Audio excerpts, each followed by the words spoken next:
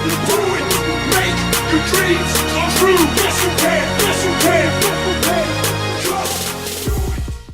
Great organizations are not the ones that outperform necessarily every quarter. Great organizations are the ones that in hard times, people come together. You want to know why Lehman Brothers failed? Lehman was exceptionally good at what they did. They were exceptionally good at how they did it. But at the slightest shimmy, the whole thing collapsed. Not in months, not in weeks, in days. Great organizations in hard times come together. It's like the quality of a crew. We cannot judge the quality of a crew when the seas are calm. We cannot judge the quality of a company when the economy is good. Just because they're making money is no indication of how strong the organization and how strong the culture is. However, when the seas are rough, how good is the crew? Do they run to each other's aids or do they jump off the ship all with the same thing? Every man for himself. Got to look after numero uno. Got to pay the bills. Got to feed the family. Got to survive. Great organizations, the people sacrifice themselves for each other. In the military, they give medals to people who are willing to sacrifice themselves so that others may gain. In business, we give bonuses to people who are willing to sacrifice others so that we may gain. We have it backwards. This is not my opinion. This is grounded in the tenets of biology, not psychology, but biology.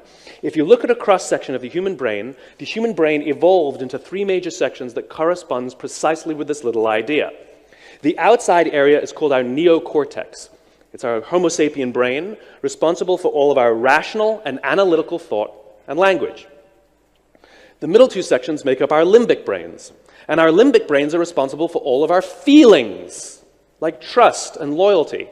It's also responsible for all human behavior, all decision-making, and it has no capacity for language. This is why you can't ask your customers, why do you do business with us? Why do you love us? They can't tell you, because the part of the brain that controls decision-making doesn't control language. This is where gut decisions come from. There is no part of your stomach that controls decision-making. And it's not in your blood, and it's not in your bones, and you're not following your heart. We ascribe it to different parts of our body because the part of our brain that controls language doesn't control decision-making. And it's not an accident that we use the verb to feel to describe gut decisions. I know all the data says we should do that, but it doesn't feel right. That would be biologically accurate. The part of the brain that controls feeling controls decision-making.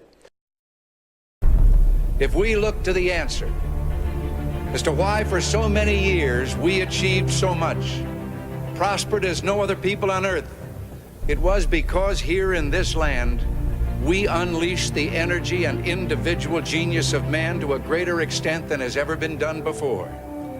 Freedom and the dignity of the individual have been more